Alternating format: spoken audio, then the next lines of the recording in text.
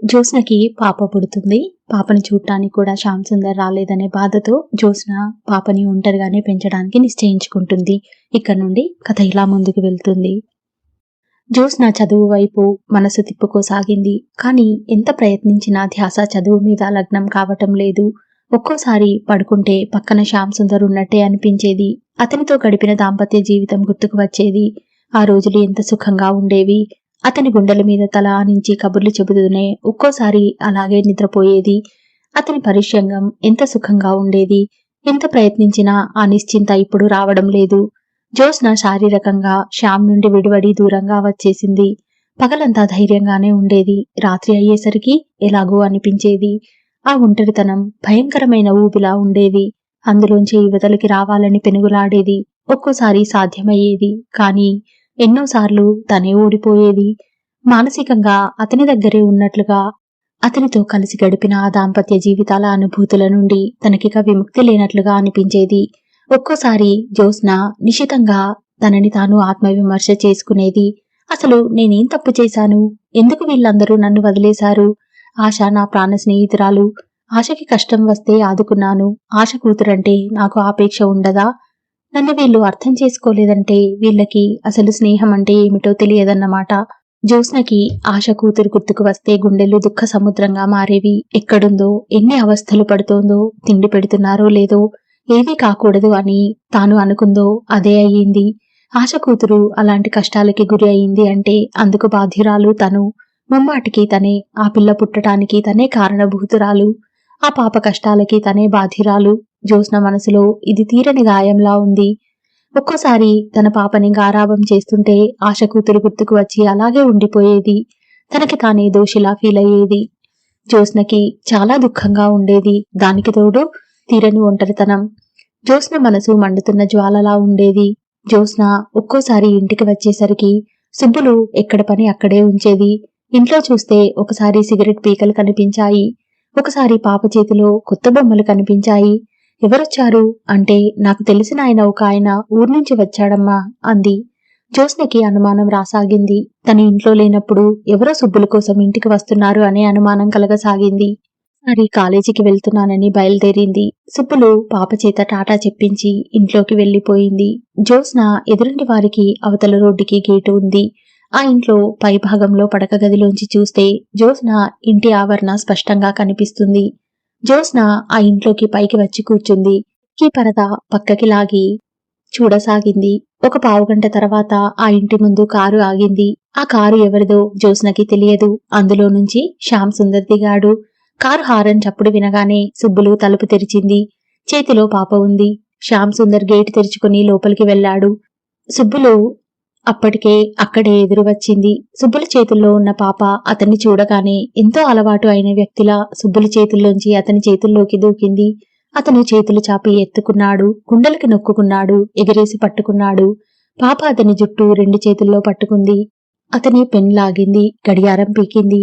పాప అతని మాటలకి కిలకిలా నవ్వుతోంది. అతను మెడ మీద మేకపిల్లలా వేసుకున్నాడు. కిందకి దింపి వేళ్లు పట్టుకొని నడిపించాడు. అమ్మ, నాన్న అని మాటలు అనమని నేర్పించాడు. కొద్దిసేపటికి అతను టైం చూసుకున్నాడు. పాపని సుబ్బుల చేతికి ఇచ్చేశాడు. అతను వెళ్లి కారులో కూర్చుంటే సుబ్బులు పాప చేత టాటా చెప్పించింది. అతను పాపని వదలలేక వెళ్ళినట్లు వెళ్లాడు. పాపని ఎత్తుకుని ఉన్న సుబ్బులు ఏమీ ఎరగని దానిలా గేటు వేసుకుని లోపలికి వెళ్లిపోయింది. జ్యోత్స్నకి గుండెల్లో నొప్పి లాంటిది వచ్చింది. ముందుకు వంగి కూర్చుంది. శ్యామ్ పాపని చూడటానికి తను లేనప్పుడు వస్తున్నాడు. పాప అతనికి ఎంత అలవాటో వాళ్ళిద్దరినీ చూస్తుంటేనే తెలుస్తూ ఉంది. జ్యోత్స్నకి మొదటిసారిగా వెర్రి సంతోషం కలిగింది. కానీ ఆ సంతోషం క్రమంగా రాను రాను ఆవిరి అయిపోయింది. శ్యామ్ సుందర్ పాపని చూడటానికి తను లేనప్పుడు ఎందుకు రావాలి? ఆ దొంగ ఆనందం ఎందుకు పొందాలి? శ్యామ్ సుందర్ చాలా తెలివిగలవాడు. అతను మెల్లగా పాపని అలవాటు చేసుకుంటున్నాడు. రేపు పాప పెద్దది అయితే అతను చెప్పిన మాటలు నమ్మి తనంటే ఎదురు తిరిగి తండ్రితో వెళ్లిపోవచ్చు. పాప దూరం అయితే తను బ్రతుకు ఏం కావాలి? ఒంటరితనంతో కృంగిపోవాలి.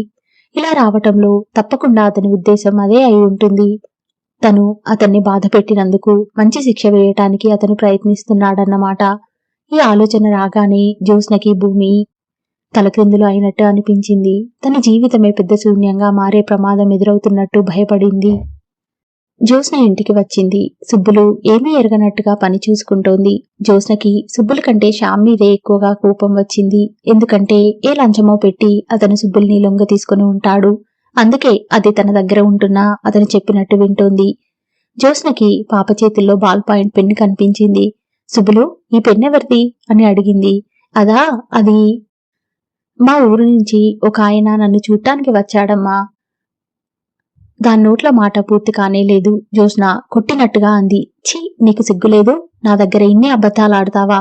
నిన్ను నమ్మినందుకు నన్నిలా మోసం చేస్తావా?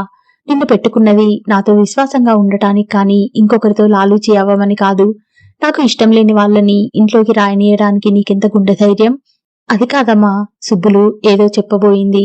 ఇక నువ్వు ఏ కథ చెప్పినా నా మనసు కరగదు. నువ్వు నమ్మక ద్రోహం చేశావు. నిన్ను కాదులే, నిన్ను అని ఏం లాభం లేదు. విశ్వాసపాత్రులు కాని వాళ్ళని ఇంట్లో ఉంచుకోవటం నాదే తప్పు. సుబ్బులకి కోపం వచ్చేసింది. ఎదురు తిరిగింది. ఏంటమ్మా 10 సార్లు విశ్వాసం లేదు అంటారు. నేనంత కాని పనేం చేశాను? అయ్యగారు వస్తే పాపని చూపించాను తప్ప. అసలు ఆ అయ్యగారు ఎంత మంచివారు, దేవుడు లాంటివారు. ఆయనని మీరు నానా బాధలు పెడుతున్నారు. నోరు మూసుకొని వెళ్ళు, అనవసరంగా వాగకు అని అరిచింది జ్యోత్స్న. గుడ్డు వచ్చి పిల్లని వెక్కిరించిందట. కర్మ, చివరికి నీతో కూడా చెప్పించుకోవాల్సిన గతి పట్టింది నాకు అనుకుంది. వెళ్ళిపొమ్మని సుబ్బులు పెట్టి తెచ్చి బయట పారేసింది. వెళ్తాలేమ్మా, వెళ్ళక ఉంటానా? మీకు తెలియదేమో, ఎవ్వరూ లేక మీరు ఒక్కరూ ఉంటున్నారని తెలిసి అయ్యగారే బామ్మగారితో చెప్పి నన్నిక్కడికి పంపారు అనేసింది. ఏమిటి?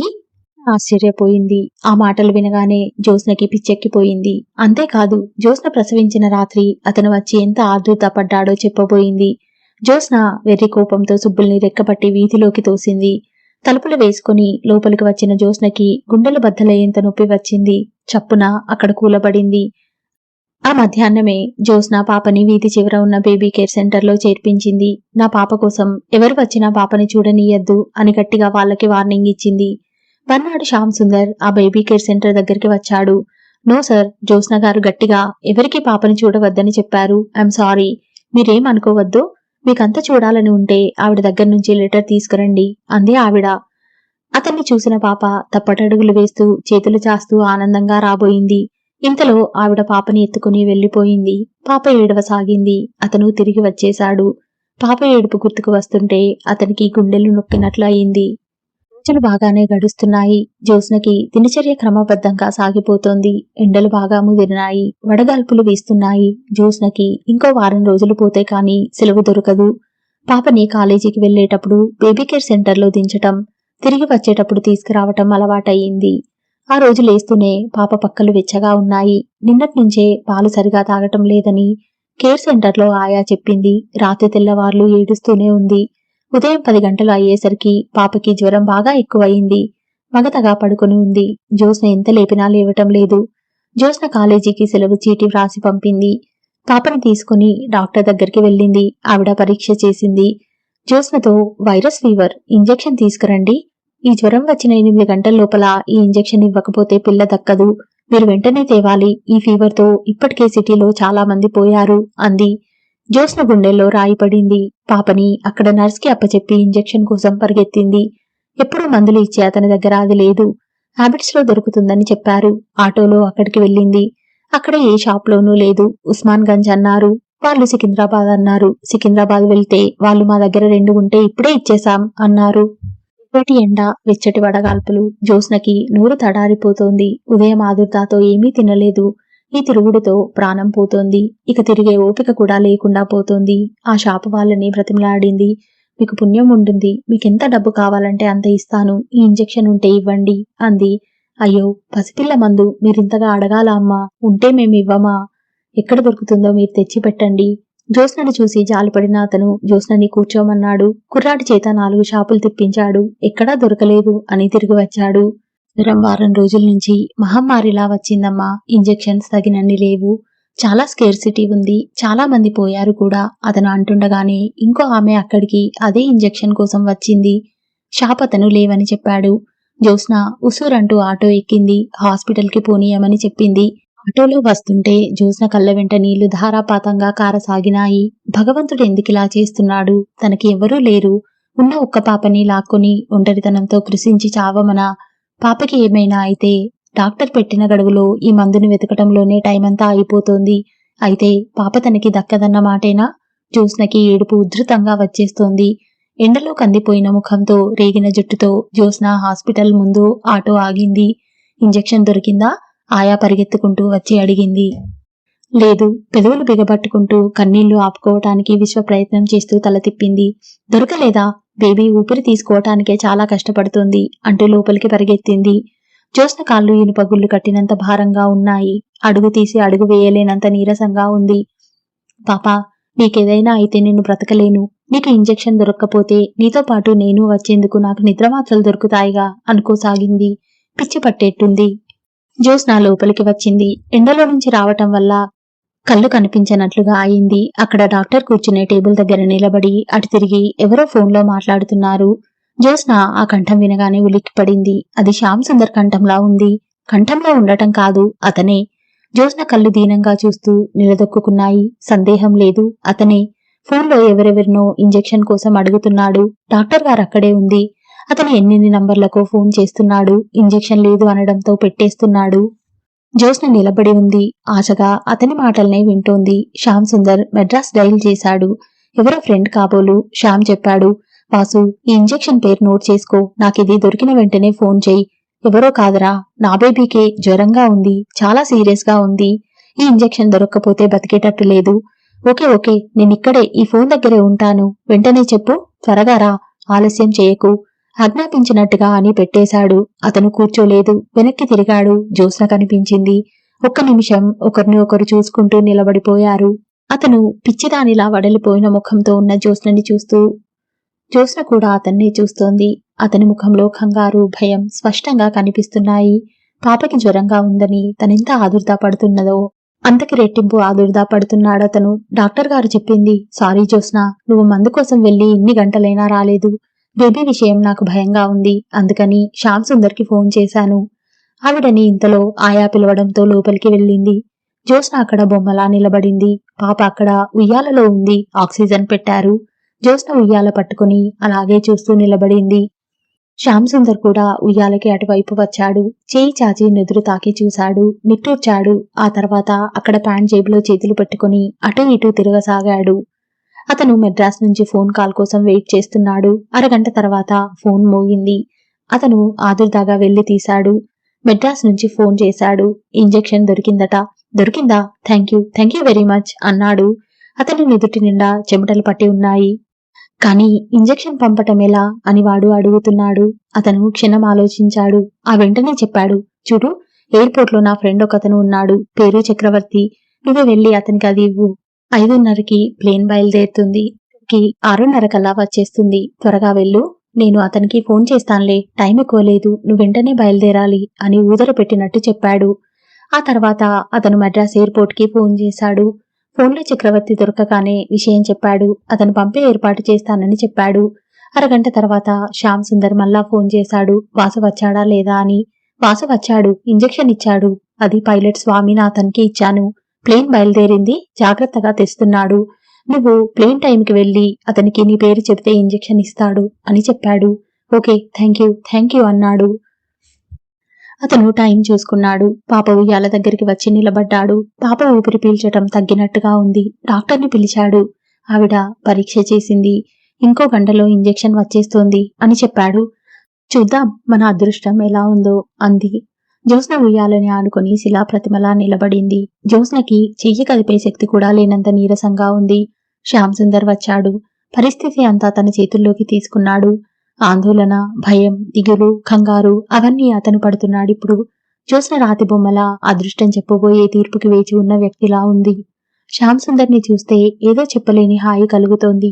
ఆందోళన కాస్త తగ్గింది. ఒంటరితనం హఠాత్తుగా మాయమైంది. అరగంట తర్వాత శ్యామ్ కార్ తీసుకుని ఎయిర్పోర్ట్ కి వెళ్లిపోయాడు. జ్యోత్స్న అలాగే కూర్చొని ఉంది. టైంని, ఒక్కొక్క నిమిషాన్ని కాలమనే రాక్షసి మింగేస్తోంది. జ్యోత్స్నకి భయం వేస్తోంది. ప్లేన్ అక్కడ మద్రాసులో అసలు బయలుదేరిందా? ఏదైనా ట్రబుల్ వచ్చి మళ్లీ వెనక్కి తిరిగి వెళ్లిపోలేదు కదా. తను శ్యామ్ ఒకసారి మద్రాస్ నుండి వస్తుంటే అలాగే అయింది. బెల్టులు నడంకి కట్టుకోమన్నారు. ప్లేన్ బయలుదేరింది. ఆకాశంలోకి ఎగిరింది. మళ్లీ వెనక్కి తిరిగి రన్వే మీద పరిగెత్తి ఎయిర్పోర్ట్లో వచ్చి ఆగింది. అందరూ ఆశ్చర్యంగా ఏమిటి అంటే ఏదో ఇంజన్ ట్రబుల్ అన్నారు. జ్యోత్స్న, నువ్వు వుడ్లాండ్స్ లో పోలీ తినలేదా? గునిసావుగా, అందుకే ప్లేన్ వారు దయించి మనల్ని వెనక్కి తెచ్చారు అన్నాడు శ్యామ్ సుందర్ నవ్వుతూ. ఇద్దరు ఆ రోజంతా మళ్లీ మద్రాసులోనే ఉన్నారు. నేనిక చచ్చిన ప్లేన్ ఎక్కను బాబు, మధ్యలో చెడిపోతే ఎలా అంది జ్యోత్స్న. శ్యామ్ ఇంత చెప్పినా వినలేదు. మిగతా అందరూ లేరా, మన ముక్కల్లమేనా అన్నాడు. అందరి సంగతి వేరు, నేను కొత్తగా పెళ్లి చేసుకున్నాను. నా భర్త నాకు స్వర్గం చూపిస్తున్నాడు. ఈ జీవితం అంటే నాకెంతో ఇష్టం. ఇప్పుడప్పుడే చచ్చిపోవాలని లేదు అంది. శ్యామ్ ఒక్క క్షణం జ్యోత్స్నని తదేకంగా చూశాడు. ఆ తర్వాత ముక్కుపట్టి ఊపాడు. నవ్వుతూ వెళ్లి ప్లేన్ టికెట్స్ క్యాన్సిల్ చేసి రైలు టికెట్లు కొన్నాడు. ఆ రోజు రైల్లో ఇద్దరు తప్ప ఆ పెట్టెలో ఎవరూ లేరు. అదొక అద్భుతమైన మరుపురాని అనుభవం. జ్యోత్స్న రైలు దిగే ముందు అంది, ఈ జీవితమంతా ఈ రైలు ప్రయాణంలా జరిగిపోతే ఎంత బాగుండును. అయిపోతుంది అమ్మాయి గారు, తప్పక అయిపోతుంది అన్నాడతను. అలాగే ప్లేన్ బయలుదేరకపోతే, ఒకవేళ ఏదైనా ట్రబుల్ వచ్చి కూలిపోతే? జ్యోత్స్న కళ్ళు ఎన్నో భయంకర దృశ్యాలు చూస్తున్నాయి. శ్యామ్ దీనంగా ముఖం పెట్టి ఇంజెక్షన్ రాలేదు అని వచ్చి చెప్పినట్లే అనిపిస్తోంది. ఫోన్ గనగన మోగింది. ఆయా పరిగెత్తుకు వచ్చి తీసింది. అమ్మా, మీకే ఫోను, మీ వారు చేశారు అంది. జ్యోత్స్న మెల్లగా ఫోన్ దగ్గరికి వెళ్ళింది. శ్యామ్ ఫోన్ ఎందుకు చేశాడు? ఇంజెక్షన్ రాలేదా? అది రాలేదని ఇక ఇక్కడికి రాలేక ఫోన్ చేశాడా? రిసీవర్ తీసుకుంది. హలో, నూతిలోంచి మాట్లాడుతున్నంత హీనస్వరంతో అంది. హలో జ్యోత్స్న, ఇంజెక్షన్ వచ్చింది, ఇదిగో నా చేతిలో ఉంది. నేను 10 నిమిషాల్లో వచ్చేస్తున్నాను. పాపెలా ఉంది? శ్యామ్ గొంతుక ఉత్సాహంగా, ఆనందంగా, భయంగా ఉంది. బాగానే ఉంది, నిద్రపోతోంది అలా అని నేననుకుంటున్నాను. Thank God. ఇక్కడ ఉన్నానన్న మాటే గాని నాకదే భయంగా ఉంది. నేను వచ్చేస్తున్నాను. అతను ఫోన్ పెట్టేశాడు. ఇంజెక్షన్ దొరికిందా? శ్యామ్ వచ్చేస్తున్నాడా? జ్యోత్స్నకి ఇంకా నమ్మబుద్ధి కావటం లేదు. ఎన్నో రోజుల తర్వాత అతను తనతో మాట్లాడాడు. అతనికి అసలు ఆ సంగతి గుర్తు ఉన్నట్టు లేదు. తనకి అతనికి మధ్య రవ్వంత కూడా అభిప్రాయ భేదం లేనట్టుగా అతను మాట్లాడుతున్నాడు. ఇద్దరూ కలిసి పాపని పెంచినట్టే ప్రవర్తిస్తున్నాడు. ఈ బాధని తనతో కలిసి సమంగా కాదు, తనకంటే ఎక్కువగా అతనే పంచుకుంటున్నాడు. జ్యోత్స్న అక్కడే బెంచి మీద కూలబడింది. పావుగంటలో అతను రానే వచ్చాడు. జ్యోత్స్న అక్కడ పాపకి తల్లి అనే ఒక బొమ్మగా మాత్రమే అయిపోయి నిలబడి చూస్తోంది. తండ్రిగా అతనే అన్నీ చూస్తున్నాడు. డాక్టర్ పాపకి ఇంజెక్షన్ ఇచ్చింది. అప్పటికే చీకటిపడి లైట్లు వెలిగి చాలాసేపు అయింది. ఆవిడ ఇంజెక్షన్ ఇచ్చి చెప్పింది, ఆలస్యమైంది, మన అదృష్టం ఎలా ఉందో చూసుకుందాం. బేబీ తట్టుకోగలిగితే మనం అదృష్టవంతులం. పాప చలనం లేకుండానే ఉంది. ఆ ప్రాణం ఏ మూలన ఉందో, అది తిప్పుకునే శక్తి, ఆ మంది ఇచ్చే వ్యవధి ఉందో లేదో. డాక్టర్ వెళ్లిపోయింది లోపలికి. జ్యోత్స్న బెంచి మీద కూర్చొని ఉంది. శ్యామ్ కిటికీ దగ్గర నిలబడి ఉన్నాడు. అతని ముఖం చూస్తే మరణయాతన పడుతున్న వాడిలా ఉన్నాడు. తను చేయగలిగిందంతా చేసి ఫలితం కోసం వేచి చూస్తున్న నిస్సహాయుడైన వ్యక్తిలా నిలబడి ఉన్నాడు. ఇద్దరూ ఎడముఖంగా ఎవరి బాధని వారే అనుభవిస్తున్న వారిలా ఉన్నారు. ఇంతలో లోపల నుంచి గొల్లున ఏడుపు వినిపించింది. ఇంకో పిల్లాడికి కూడా ఇదే జ్వరం. ఆ పిల్లాడు పోయాడు. ఆ తల్లి విలపిస్తోంది. పావుగంట తర్వాత ఆ తల్లి ఏడుస్తుండగా ఆ పిల్లాడిని బంధువులు అక్కడి నుంచి తీసుకువెళ్లారు. ఊరుకో ఊరుకో, నీకు వాడికి రుణం లేదు అంతే అంటూ ఆ తల్లిని ఓదారుస్తున్నారు. జ్యోత్స్న కళ్ళు పత్తికాయల్లా చేసి వాళ్లనే చూస్తోంది. శ్యామ్ కూడా ఇటు తిరిగి వాళ్లనే చూస్తున్నాడు. అతని కళ్ళలో చెప్పలేని విషాదం, సానుభూతి కూడుకట్టుకుని ఉంది. వాళ్ళు వెళ్లిపోయారు. హాస్పిటల్ నిశ్శబ్దమైపోయింది. జ్యోత్స్న ఒక్కసారిగా చేతుల్లో ముఖం దాచుకుని ఏడవసాగింది. శ్యామ్ తిరిగి చూశాడు. హృదయ విదారకంగా ఏడుస్తోంది జ్యోత్స్న. అతను క్షణం సేపు తటపటాయించాడు. తర్వాత మెల్లగా అడుగులో అడుగు వేస్తున్నట్టుగా జ్యోత్స్న కూర్చున్న బెంచి దగ్గరికి వచ్చి అభిముఖంగా నిలబడ్డాడు. జ్యోత్స్న పిలిచాడు. అతని కంఠం ఎలాగో ఉంది. జ్యోత్స్న పలకలేదు. జ్యోత్స్న, ధైర్యం తెచ్చుకో. మనం చేయగలిగిందంతా చేశాం. మన కృషితో ఎప్పుడు జీవితం నడవదు. పైన ఒకడు ఉన్నాడే, అతని ఆశీర్వాదం కూడా కావాలిగా. జ్యోత్స్న తలెత్తి చూసింది. ఆ కళ్ళు ఎర్రబడి ఉన్నాయి. ముఖం నలిగిపోయి ఉంది. ఆ కళ్ళల్లో ఆత్మవిశ్వాసం లేదు, ధైర్యం లేదు, తెగింపు లేదు, మొండితనం లేదు. ఆ చూపులు చాలా బేలగా ఉన్నాయి, సహాయంగా ఉన్నాయి, దీనంగా ఉన్నాయి. జ్యోత్స్న, అతను మళ్ళీ అన్నాడు. జ్యోత్స్నని చూస్తుంటే అతనికి జాలి వేస్తోంది. ఆ పిలుపుతో ఏమైందో జ్యోత్స్నకి తెలియదు. హఠాత్తుగా అతని నడుం చుట్టూ చేతులు పెనవేసింది. అతని పొట్టలో ముఖం దాచుకుంది. మరుక్షణంలో ఏడుపు ఉధృతమైన వరదలా వచ్చేసింది. ఆ భయంకరమైన వరదలో జ్యోత్స్న కోపం, పట్టుదల, అలక, తెగింపు, ధైర్యం, అలసట అన్నీ కొట్టుకుపోసాగినాయి. అతను జ్యోత్స్న తల మీద చెయ్యి వేసి నిమిరాడు. ఆ స్పర్శ ఎంతో హాయిగా ఉంది. అతని సాన్నిహిత్యం కొండంత బలం ఇస్తోంది. అతని కంఠధ్వని ఎండలో వడిలిన వాళ్ళకి శీతల ఛాయ కొట్టినట్టు సేద తీరుస్తోంది. జ్యోత్స్న తల అతని పొట్టకి మరింత అదుముకున్నట్టుగా అయింది. శ్యామ్, నన్ను క్షమించు, నన్ను క్షమించు అప్రయత్నంగా అనేసింది. అతను ఇక నిలబడలేకపోయాడు. జ్యోత్స్న పక్కనే కూర్చొని జ్యోత్స్న తలని ఒడిలోకి లాక్కున్నాడు. ఆ నిమిషంలో అతనికి జ్యోత్స్న ఒక చిన్న పిల్లలా కనిపించింది. వద్దన్న పనిచేసి ఇబ్బంది పాలు అయి తల్లి దగ్గరికి తిరిగి వచ్చి బేలగా చూస్తూ మౌనంగా తన తప్పు ఒప్పుకుంటున్న పిల్లలా ఉంది. శ్యామ్ తగ్గు స్థాయిలో అన్నాడు, చూసావా జ్యోత్స్న, మనం ఒక్కోసారి ఎవ్వరితోనూ ఎలాంటి అవసరం లేదు అనుకుంటాం. ఒంటరిగా బ్రతకగలం అనుకుంటాం. మనిషి ఎప్పుడూ ఒంటరిగా మనలేడు. జ్యోత్స్న, ఉదాహరణకి పాపకి కావలసిన ఈ మందే చూడు. ఆ మందు మన చేతిలోకి రావటానికి ఎంతమంది ఎన్ని రకాలుగా కష్టపడితే వచ్చిందో గమనించు. మందు దొరికినా డాక్టర్ సహకరించాలి. డాక్టర్ వేరు, మందు తయారు చేసేవాళ్లు వేరు, సిరంజి చేసేవాళ్లు వేరు, అది కడిగే ఆయా వేరు, ఈ నర్సింగ్ హోం కట్టించిన వాళ్ళు వేరు. ఇంతమంది జనం కూడితే ఈ హాస్పిటల్లో పాపకి మనం వైద్యం చేయించగలుగుతున్నాం. జ్యోత్స్న, మనిషి జీవితంతో రాజీ పడాలి. సాటివారితో సహజీవనం అలవర్చుకోవాలి. ఇంట్లో మనిషికి మధ్య, బయటికి వెళ్తే మనిషికి లోకానికి, మనిషికి సంఘానికి సహజీవనం కావాలి. అది లేకపోతే జీవితం ఏకాకి బ్రతుకు అవుతుంది. ఆ ఒంటరితనం భరించలేం. జ్యోత్స్న అతని మాటలు వింటూ ఉండిపోయింది. జ్యోత్స్నకి అతను చెప్పే ప్రతి మాట అక్షరక్షరం పరమ సత్యమని తెలిసింది. అలా ఎంతసేపు కూర్చున్నారో ఇద్దరికీ టైం తెలియలేదు. ఇంతలో డాక్టర్ పాపని తీసుకువచ్చింది. బేబీ ఈజ్ ఆల్ రైట్, చూడండి, ఊపిరి బాగా పీలుస్తోంది. చూసారా ఇంజెక్షన్ నిమిషాల మీద ఎలా పనిచేసిందో. జ్యోత్స్న శ్యామ్ ఒడిలోంచి లేచింది. నిజమే, పాప ముఖం చాలా తేటగా ఉంది. ఆ మృత్యు నీడలు పోయినాయి. మీరు అదృష్టవంతులు. ఇక మీ బిడ్డకి భయం లేదు. జ్యోత్స్నకి పాపని అందించింది. కాని జ్యోత్స్న అందుకోలేదు. తల అంటంగా తిప్పుతూ, ఈ బిడ్డ ఇప్పుడు నా బిడ్డ కాదు, ఆయనకే దక్కుతుంది. ఆయనే ప్రాణం పోశారు. నాకే అర్హత లేదు. వారికివ్వండి. శ్యామ్ పాపని ఎత్తుకున్నాడు. ఆ పాపని ఎత్తుకున్న అతన్ని అలా చూస్తుంటే జ్యోత్స్నకి ఇన్నాళ్ళు తను ఎంత మూర్ఖంగా ప్రవర్తించిందో అర్థం కాసాగింది. తనకి అతనికి ఎంతైనా అభిప్రాయ భేదాలు ఉండవచ్చు. కాని ఆ బిడ్డకి అతను జన్మనిచ్చిన తండ్రి. పాపకి దూరంగా ఉండమనే అధికారం అసలు తనకెక్కడుంది? ఈ విషయం గమనించని తనెంత తెలివిహీనురాలు. పాపని అలా ఎత్తుకుంటే జ్యోత్స్నకి ఎంతో నిశ్చింతగా ఉంది. ఉదయం నుంచి పడిన శ్రమ, బాధ ఏదో గాల్లోకి ఆవిర్లా తేలిపోతున్నట్టుగా అయింది. శరీరం అతి తేలికగా అయినట్లు అనిపించింది. దూదిపించలా మనస్సు, శరీరం రెండూ తేలిపోతున్నాయి.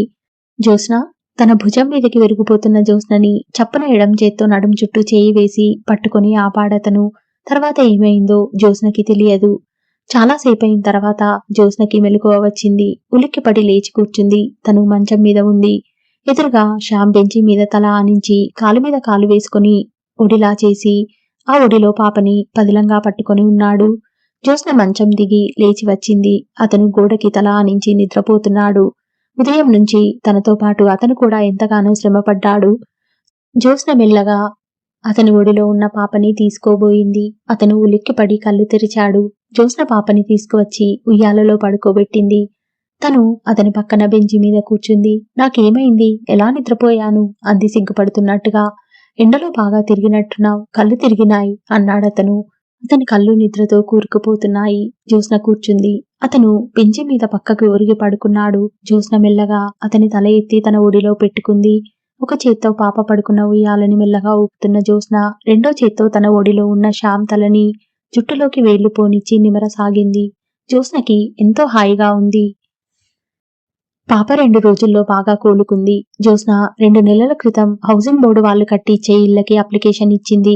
శ్యామ్ సుందర్ ఆ ఇల్లు జ్యోత్స్న పేరిట వచ్చేలా చేశాడు. డబ్బు తనే కట్టాడు.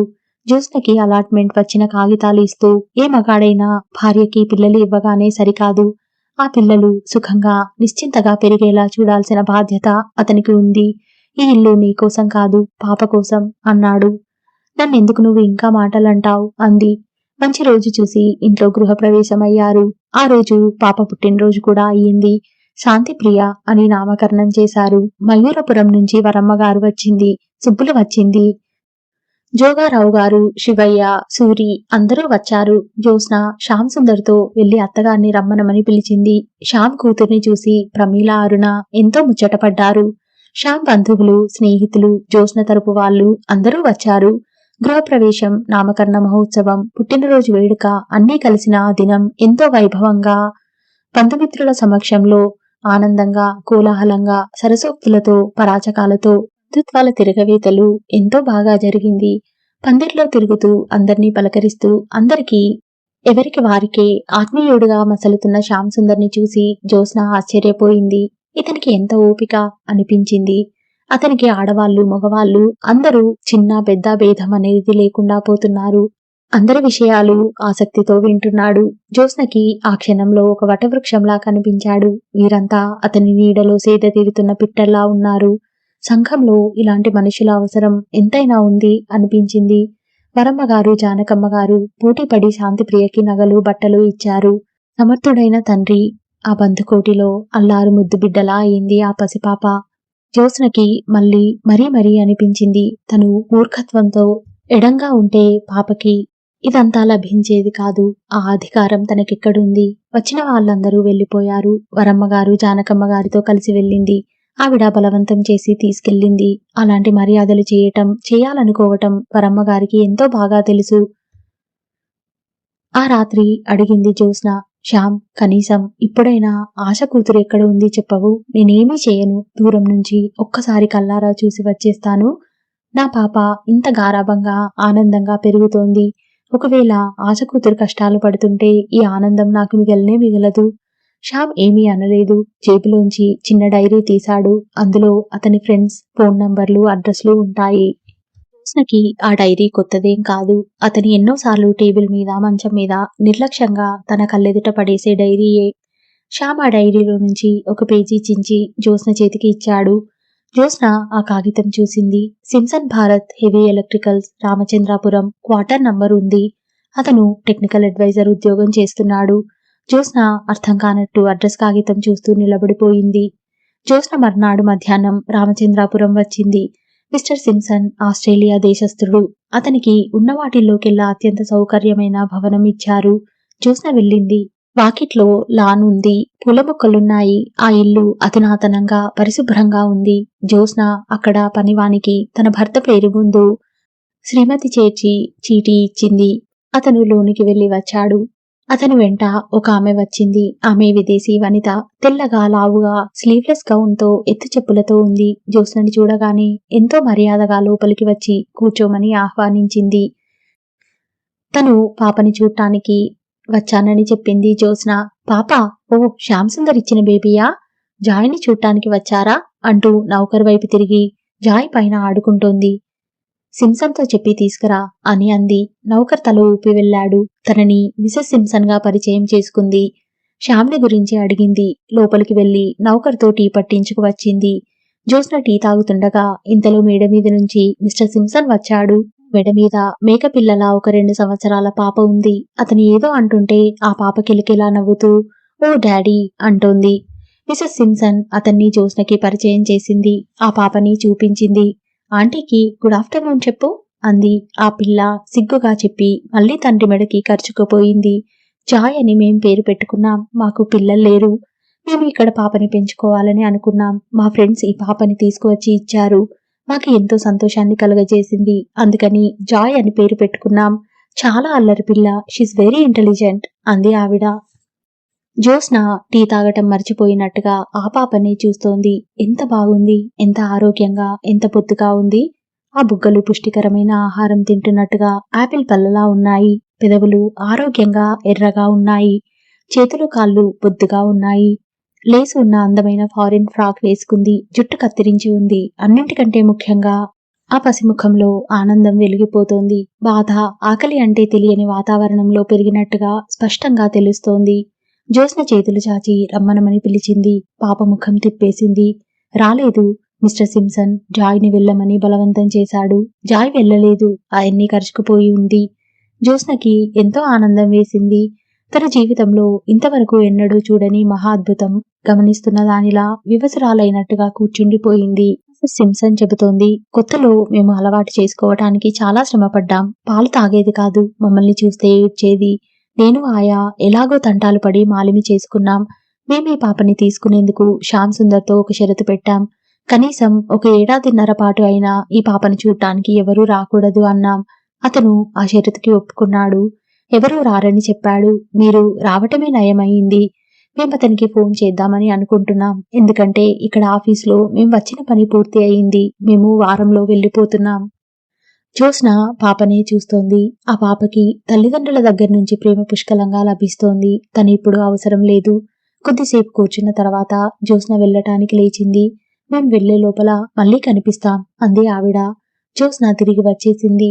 ఇంటికి వచ్చేస్తుంటే జ్యోత్స్న మనసు ఎంతో హాయిగా ఉంది. ఏదో పెద్ద మోయలేని భారం దించేసుకున్నట్టుగా ఉంది. ఎంత మంచి పని చేశాడు శ్యామ్ సుందర్. తను అతన్ని అర్థం చేసుకోలేకపోయింది. ఎంతో మహోన్నతంగా ప్రవర్తించాడు. అది సంగతి. వాళ్ళు షరతు పెట్టారు కాబట్టి, వాళ్ళకి మాట ఇచ్చాడు కాబట్టి తనకి పాప ఎక్కడుందో చెప్పలేకపోయాడు. అతను మొదటి నుంచి తన మీద నమ్మకం ఉంచమని అంటూనే ఉన్నాడు. కానీ తనే నమ్మలేకపోయింది. అతన్ని నమ్మలేకపోవటం అనేది తన అల్పత్వం. మొదటి నుంచి అతను గంభీర మనస్కుడే, లోతైన మనసు కలవాడే, ఎంత సంస్కారవంతుడు. తను అతన్ని అర్థం చేసుకోలేక అతని జీవితం నానా బీభత్సం చేసింది. జ్యోత్స్నకి తన ప్రవర్తన గుర్తుకు వచ్చినా కొద్దీ సిగ్గువేయసాగింది. ఎంత భరించాడతను. అతనికి అంత సహనం ఎలా వచ్చింది? తన మీద ప్రేమ వల్లనేనా? జ్యోత్స్నకి ఏడుపు వచ్చేసింది. పొరపాటు అయింది, క్షమించు అని తను ఒక్క మాట అంటే అతను పడిన బాధ పోతుందా?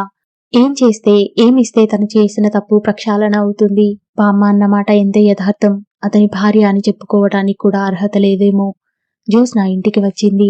శ్యామ్ సుందర్ పని ఒత్తిడి మూలంగా ఇంటికి కాస్త ఆలస్యంగానే వస్తున్నాడు. అతనికి వేన్నీళ్లు స్నానానికి సిద్ధంగా ఉంచింది. ఇస్త్రీ పంచే లాల్చి మంచం మీద పెట్టింది. భోజనానికి టేబుల్ మీద అన్నీ సర్ది అతని రాక కోసం వేచి చూడసాగింది. ఉయ్యాలలో నిద్రపోతున్న పాపని చూస్తూ, తల్లి, అలాంటి తండ్రికి పుట్టిన నువ్వు ఎంత అదృష్టవంతురాలివి అనుకుంది. రాత్రి పొద్దుపోయిన తర్వాత శ్యామ్ సుందర్ వచ్చాడు. వేన్నీళ్లు స్నానం చేసి వచ్చేసరికి జ్యోత్స్న ఇస్త్రీ బట్టలు అందించింది. అతను వేసుకుని భోజనానికి వచ్చాడు. జ్యోత్స్న వడ్డిస్తోంది. అన్నం, కూర, సాంబారు వేడిగా ఉన్నాయి. అతనికి ఎంతో హాయిగా అనిపించింది. మగవాడికి పెళ్లి అనేది ఎంత అవసరమో బాగా అర్థమైనట్టుగా ఉంది. అలసిపోయి ఇంటికి వచ్చిన అతనికి కంటికి రెప్పలా కాపాడుతున్నట్టు అతని అవసరాలని గమనించి సమకూరుస్తోంది. అతను నోరు తెరిచి అడగకుండా అన్నీ సమకూరుతున్నాయి. అతనికి ఎంతో హాయిగా ఉంది. అన్నం కలుపుకొని తినబోతుంటే జ్యోత్స్న చేయి వచ్చి అతని చేయి పట్టి ఆపివేసింది. అతను ఆశ్చర్యంగా తలెత్తి చూశాడు. జ్యోత్స్న తన అన్నం కలిపి అతనికి పెట్టసాగింది. అతనికి ఎంతో ఇష్టమైన పనుల్లో జ్యోత్స్న చేతితో అలా అన్నం తినిపించడం ఒకటి. జ్యోత్స్న, పాపని చూసి వచ్చావా అన్నాడతను. జ్యోత్స్న కళ్ళల్లో చివ్వున నీళ్లు ఉబికినాయి. అతని తలని దగ్గరికి తీసుకుంది. నాకెందుకు చెప్పలేదు? చెప్పకుండా దాచి నన్నెందుకు చెడ్డదాన్ని చేశావు? జీవితం నేను నరకం చేసుకుని నిన్ను నరకంలో పెట్టాను. నాకు నాకు ఒక్క మాట ఇలా అని చెప్పు ఉంటే. అతని భుజం మీద తల దాచుకుంది. జ్యోత్స్న గడ్డం పట్టి ఎత్తాడు. చెప్పలేదని ఇప్పుడు నిష్ఠూరం వేస్తున్నావు, కానీ చెప్పు ఉంటే అప్పుడు ఆ వేడిలో నా మాటలు నువ్వు వినేదానివా? వాళ్ళ దగ్గరికి వెళ్లి పోట్లాడి నానా రభస చేసి జాయిని తీసుకొచ్చేదానివి కాదా? నిజమే. జ్యోత్స్న అతని మాటని కాదనలేకపోయింది. అప్పట్లో అతను చెప్పి ఉంటే అక్షరాలా తాను అదే పని చేసుండేది. జ్యోత్స్నని చెయ్యి పట్టి పక్కన కూర్చోపెట్టుకుని చెప్పాడతను. పాపని నువ్వు ఎవరికి ఇవ్వవని నాకు గాఢంగా అర్థమైంది. నా ఫ్రెండ్స్ లో ఒకరు ఇలా తనకి తెలిసిన సింప్సన్ దంపతులు పిల్లని పెంచుకోవటానికి వెతుకుతున్నారని చెప్పారు. నేనే నీకు ఆ మాట చెప్పి ఎలా ఒప్పించటమా అని ఆలోచిస్తున్నాను. ఇంతలో ఆ గొడవ జరిగింది. ఇక వెనక ముందు ఆలోచించలేదు. పిల్లని తీసుకువెళ్లి ఇచ్చేశాను. ఆ పిల్లని అలా ఇవ్వటంలో ముఖ్యమైన ఉద్దేశం ఉంది. ఆ పాప మన దగ్గరే పెరిగి పెద్దవుతుందనుకో, పెంచటానికి నాకేం అభ్యంతరం లేదు. కాని పాప గతం నీడలా ఆమె వెంటే వస్తుంది. అందరూ పెళ్లికాని తల్లికి పుట్టిన బిడ్డ అని ఈసడిస్తూనే ఉంటారు. అది ఆ చిన్నారి మనసు మీద మానసికంగా ఒక విపరీతమైన పరిణామం తేవచ్చు. మనం తనకి ఉపకారం చేస్తున్నామని ఇదొక భారంగా భావించవచ్చు. ఆ పాపని ఈ విషవలయం నుంచి తప్పించాలని ఆరాటపడ్డాను.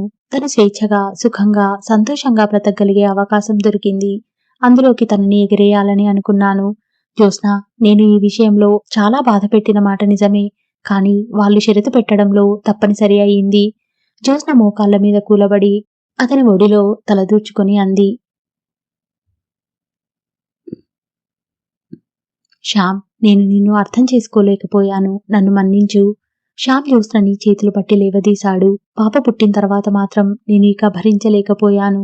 జ్యోత్స్న, నేను నరక యాతన పడ్డాను అన్నాడు. కొద్దిసేపు అయిన తర్వాత జ్యోత్స్న వంట ఇల్లు సర్ది తలుపులు వేసి వచ్చింది. శ్యామ్ మంచం మీద పడుకున్నాడు. అతను మేలుకునే ఉన్నాడు. జ్యోత్స్న కూడా పడుకుంది. అతను జ్యోత్స్న వైపు తిరిగాడు. జ్యోత్స్న అతని తలని 2 చేతులతో ఎత్తి తన గుండెల మీద పెట్టుకుంది. ఎంత హాయిగా ఉందో తెలుసా అన్నాడతను. జ్యోత్స్న చేయి చాపి మంచం పక్కనే టేబుల్ మీద ఉన్న టేప్ ని ఆన్ చేసింది. అందులో తక్కువ వాల్యూంలో hey hey hey you are a beautiful lover పాట వినిపించసాగింది. శ్యామ్ సుందర్ జ్యోత్స్న గుండెల మీద తల ఆనించి పడుకొని పాట వింటున్నాడు. అతని జుట్టులోనికి వేళ్లు పోనిచ్చి ఒక చేత్తో నిమురుతోంది. జ్యోత్స్న మరో చేయిని అతని భుజాల మీద వేసి నిమురుతోంది. ఇద్దరూ మాట్లాడటం లేదు. మౌనంగా ఆ పాటని వింటున్నారు. ఆ నిశ్శబ్దంలో, ఆ ఏకాంతంలో ఎంతో హాయి ఉన్నట్టుగా అనిపించసాగింది. ఆ పాట వింటుంటే అనిపిస్తోంది ఇద్దరికీ తొలి యవ్వనపు ఆకర్షణ, ఆ వయసు తొందర ఉరికే జలపాతం లాంటిది. ఆ హోరులో ఇంకేదీ వినిపించదు. తర్వాత పెళ్లి అయి సంసార జీవితం గడిపి పిల్లలతో ఇద్దరి జీవితాలు అనుబంధపు ముడి పడిన తర్వాత విశాలమైన ప్రదేశాల్లో నెమ్మదిగా ప్రశాంతంగా ప్రవహించే నదిలా ఉంటుంది. ఆ యవ్వనపు ఆకర్షణ కంటే ఈ ప్రశాంతత, ఈ నిశ్చింత ఇవే మనిషికి అపురూపమైనవి, హాయి కలిగించేవిను. ఇదే సంపూర్ణ జీవితం. జ్యోత్స్నకి అదే మరీ అనిపించసాగింది. 18 సంవత్సరాల అనంతరం శ్యామ్ సుందర్ రాష్ట్రంలోకెల్లా ప్రసిద్ధి చెందిన ఇంజనీర్ అయ్యాడు.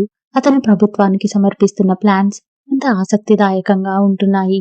ప్రభుత్వంతో కలిసి అతను కొన్ని ఇళ్ళు, కొన్ని అధునాతన వసతి గృహాలు నిర్మిస్తున్నాడు. అతి కష్టంగా ఉన్న చోట నదికి డ్యామ్ ని ఎలా నిర్మించాలో అతనికి సులువైన విద్య.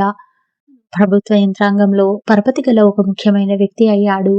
అతని శరీరం బిగువుగా ఉన్న చెంపల దగ్గర నెరిసిన జుట్టు అతనికి ఇంకా హుందాతనం తెచ్చిపెట్టింది. వాళ్ళ పాప కూడా పెద్దది అయింది. కాలేజీ చదువుకి వచ్చింది. శాంతిప్రియ తర్వాత వాళ్ళకి మళ్ళీ పిల్లలు పుట్టలేదు. అతనికి ఇల్లు సిటీలోకెల్లా అందమైన భవంతి. ఆ ఇంటిలో లేనిది లేదు. తెలివితేటలు, డబ్బు, హోదా, పరువు ప్రతిష్టలు అన్నీ కోరి ఆ కుటుంబాన్ని వరించినట్లుగా ఉన్నాయి. ఒకరోజు ఉదయం వేళ ఆ ఇంటి ముందు టాక్సీ ఆగింది. అందులో నుంచి 20 సంవత్సరాల యువతి దిగింది. ఆమె చూడ్డానికి ఇండియన్లా ఉన్న కత్తిరింపు జుట్టు, వేసుకున్న మ్యాక్సీ, భుజానికున్న బ్యాగ్ విదేశీ వనితలా ఉంది. ఆమె బ్యాగ్లో నుంచి డైరీ ఒకటి తీసి ఆ ఇంటి నంబర్తో అడ్రస్ సరిచూసుకుంది. ఆ తర్వాత టాక్సీ అతనికి డబ్బు ఇచ్చి పంపేసింది. లోపలికి వచ్చి కాలింగ్ బెల్ నొక్కింది. దాదాపు అదే వయసు గల శాంతిప్రియ వచ్చి తలుపు తీసింది. ఆ అమ్మాయి శ్యామ్ సుందర్ ఇంట్లో ఉన్నారా అని స్వచ్ఛమైన ఇంగ్లీష్లో అడిగింది. ఆ భాషలో యాస పూర్తి విదేశీ పరంగా ఉంది. ఉన్నారు, మీరెవరు అంది శాంతిప్రియ. నా పేరు జాయ్, నేను వారిని చూడటానికి వచ్చాను. ఆ పేరు వినగానే అది చాలా పరిచితమైనట్లుగా శాంతిప్రియ ఓ లోపలికి రండి అంటూ ఆహ్వానించింది. ఆ అమ్మాయిని లోపల సోఫాలో కూర్చోబెట్టి మమ్మీ, డాడీ అని పిలిచింది. అది పిలవటం కాదు, అరవటం. శ్యామ్ సుందర్ వచ్చాడు. జాయ్ అతన్ని చూడగానే లేచి తనని తాను పరిచయం చేసుకుంది. జాయ్, నువ్వా? ఎప్పుడొచ్చావు? నాకు ముందెందుకు తెలియజేయలేదు అన్నాడు. 2 నిమిషాల అనంతరం కుశల ప్రశ్నలు అయిన తర్వాత జాయ్ అడిగింది, ఆంటీ ఎక్కడా? అక్కడ తోటలో ఉంది, పద చూద్దువుగాని. అతను ఒక చేత్తో శాంతిప్రియని, మరో చేత్తో జాయ్ని భుజాలు పొదివి పట్టుకుని తోటలోకి తీసుకువెళ్లాడు. వర్షాకాలం వచ్చింది. ఆ తోటంతా పచ్చగా కలకలలాడుతోంది. అంతకు 1 గంట ముందే వానపడి వెలిసిపోయింది. జ్యోత్స్న గులాబీ కొమ్మలు కత్తిరిస్తోంది. జ్యోత్స్న, ఎవరు వచ్చారో చూడు అన్నాడు. జ్యోత్స్నకి ఈ విదేశీ అమ్మాయి ఎవరో అర్థం కాలేదు. కళ్ళజోడు సరిచేసుకుంటూ భ్రుకుటి ముడిసి చూస్తోంది. గుర్తుపట్టలేదా? శాంతిప్రియని వదిలేస్తూ జాయ్ని భుజాలు పట్టి జ్యోత్స్న ముందు నిలబెడుతూ అన్నాడు. ఎవరు? నేనాంటీ, జాయ్ని, మీ ఆశ కూతుర్ని. ఏమిటి? జ్యోత్స్న తన కళ్ళని తానే నమ్మలేకపోతోంది. నేను ప్రపంచ శాంతి సంఘ సభ్యురాలుగా ఇండియా టూర్ వచ్చాను. మమ్మీ డాడీ మిమ్మల్ని చూసి రమ్మనమని మరీ చెప్పారు. నాకు కూడా మిమ్మల్ని చూడాలని ఎంతగానో ఉంది. నేను పుట్టిన జన్మస్థలం ఇది. మీ దగ్గర మొదట పెరిగానట కదా? కుతూహలంగా చూస్తూ అంది. జ్యోత్స్న చేతుల్లో కత్తెర కిందికి జారిపోయింది. గభాల్న 2 చేతులు చాచి జాయ్ని దగ్గరికి లాక్కొని గుండెలకి హత్తుకుంది. జాయ్, నువ్వా? ఆశ ఉంటే ఎంత సంతోషపడేది డగ్గుత్తికతో అంది. శ్యామ్ సుందర్ జ్యోత్స్న చేతుల్లో ఒదిగి ఉన్న జాయ్ని చూస్తున్నాడు. జ్యోత్స్న పక్కనే విరగబూసిన ఎర్రటి 100 వరహాల చెట్టు ఉంది. అది జ్యోత్స్న ఈ ఇంట్లోకి వచ్చిన కొత్తలో నాటింది. అది పెరిగింది, పూలు పూస్తూ ఆ ఆవరణకే అందాన్ని, కాంతిని తెచ్చింది. అతనికి జాయ్ కూడా ఆ పూల చెట్టులాగే కనిపిస్తుంది. చాలాసేపయిన తర్వాత భోజనానికి కూర్చున్నారు అందరూ. జ్యోత్స్న పక్కన జాయ్ కూర్చుంది. శ్యామ్ పక్కన శాంతిప్రియ కూర్చుంది. జాయ్ కబుర్లు చెబుతుంటే జ్యోత్స్న శ్యామ్ సుందర్ వింటున్నారు. శాంతిని నాతో పంపించండి అంకుల్ అంటోంది జాయ్. నువ్విక్కడే ఉండరాదు అంటోంది శాంతి. జాయ్ శాంతిప్రియ ఇద్దరూ దాదాపు ఒకే వయసుగా ఉన్నారు. ఆ ఇద్దరి యువతుల్లో ఒకే రకమైన ఆత్మవిశ్వాసం కనిపిస్తోంది. మమ్మీ నాకెప్పుడూ చెబుతూ ఉంటుంది, మీరే లేకపోయినట్లయితే నాకీ జన్మ లభించేది కాదట. థ్యాంక్ యూ అంది. ఆ థ్యాంక్స్ ఏవో ఆంటీకి చెప్పు అతను నవ్వుతూ అన్నాడు. జ్యోత్స్న తల తిప్పింది. నీ జన్మకి కారణం నేనైనా నీ జీవితం ఇలా ఉన్నతంగా ఉండటానికి కారణం మీ అంకులే. మంచి వాళ్ళకి నిన్ను పెంపకానికి ఇచ్చాడు. అది నాకు చెప్పకుండా ఉండటం కోసం ఎన్ని బాధలో పడ్డారు అంది జ్యోత్స్న. మీ ఇద్దరికీ నా కృతజ్ఞతలు తల వంచుతూ అంది జాయ్. జ్యోత్స్నకి ఎంతో సంతోషంగా ఉంది. చెప్పలేనంత సంతోషంగా ఉంది. సింప్సన్ దంపతులని ఈ దేశం నుంచి వెళ్లిపోబోయే ముందు శ్యామ్ సుందర్ వాళ్ళని తమ ఇంటికి భోజనానికి పిలిచాడు. అప్పుడు క్లుప్తంగా ఆ పాప జీవితం గురించి చెప్పాడు. మిసెస్ సింప్సన్ లేచి వచ్చి జ్యోత్స్న చేతులు పట్టుకుంటూ, నేను నీతో ఏకీభవిస్తాను. మాతృత్వం అనేది మనకి సృష్టి ఇచ్చిన వరం. మనం దీనికోసం బాగా పోరాడాలి అంది. జ్యోత్స్న ధైర్యం ఆవిడకి ఎంతో నచ్చింది. తర్వాత వాళ్ళు వెళ్లిపోయారు. మిసెస్ సింప్సన్ చచ్చిపోయి 2 ఏళ్లయింది. అడపాదడపా ఉత్తరాలు వస్తుండేవి. అవి కూడా ఆగిపోయాయి. శ్యామ్ సుందర్కి జ్యోత్స్నకి జాయ్ని చూస్తుంటే ఎంతో ఆనందంగా అనిపిస్తోంది. తాము పెంచిన ఈ మొలక ఎంత పెద్దదయింది. మాట్లాడిన ఆ కొద్దిసేపట్లోనే జాయ్కి చాలా స్థిరమైన అభిప్రాయాలు ఉన్నట్టుగా తెలుస్తోంది. శాంతిప్రియ జాయ్ని తన గదిలోకి వెళ్దాం రమ్మనమని పిలిచింది. ఇద్దరూ చెయ్యి కలుపుకొని వెళ్తుంటే జ్యోత్స్నకి శ్యామ్కి చెప్పలేనంత సంతోషంగా అనిపించింది. ఇద్దరూ ఆమెను చూస్తూ ఉండిపోయారు. గదిలో శాంతిప్రియ తల్లిదండ్రులకిష్టమైన పాట అని చెబుతూ టేప్ ఆన్ చేసింది. అందులోంచి hey hey hey you are a beautiful lover పాట వస్తోంది. ఆ పాట వినగానే జ్యోత్స్న లేచి వచ్చి శ్యామ్ సుందర్ ఒడిలో కూర్చొని అతని గుండెలకి తల ఆనించుకుంది. శ్యామ్, నాకెంత ఆనందంగా ఉందో తెలుసా అంది. నాకు కూడా ఈరోజు జాయ్ని చూస్తుంటే అనిర్వచనీయమైన ఆనందంగా తృప్తిగా అనిపిస్తోంది అన్నాడతను. నేను నీకెలా కృతజ్ఞతలు చెప్పాలి? ఆశ ఆత్మకి ఎంతో శాంతి కదూ అంది. అతను మాట్లాడలేదు. జ్యోత్స్న తల నిమురుతూ ఉండిపోయాడు. జ్యోత్స్న ఇలా దగ్గరికి వస్తే అతనికి 18 సంవత్సరాల దాంపత్య జీవితం గడిపినట్టే ఉండదు. ఆమె సాహచర్యంలో అతనికి శాంతి, ప్రేమ, ఆనందం ఎన్నో లభించాయి. ఆమె ఇచ్చే ఈ ప్రేమ కోసం తను ఎన్నైనా భరించగలడు అనిపిస్తోంది. దూరంగా శాంతిప్రియ గదిలో నుంచి నవ్వులు వినవస్తున్నాయి. అవి పూల జల్లుల్లా, మతాబుల్లా ఆ ఇంటిని ఆనంద సౌరభంతోనూ శాంతిమయంగానూ చేస్తున్నాయి. అయిపోయిందండి సహజీవనం నవల. మీలో ఎవరికైనా ఏవైనా నవలలు వినాలని ఉంటే కింద కామెంట్స్లో టైప్ చేయండి. నేను వాటిని చదవడానికి ప్రయత్నిస్తాను. ఇంకో విషయం, ఈ నవల చదువుతున్నన్ని రోజులు నాకు సోర్ థ్రోట్ ఉంది. సో అందుకనే అక్కడక్కడ వాయిస్ లో హాయిగా అయి ఉండొచ్చు. అర్థం చేసుకుంటారని అనుకుంటున్నాను.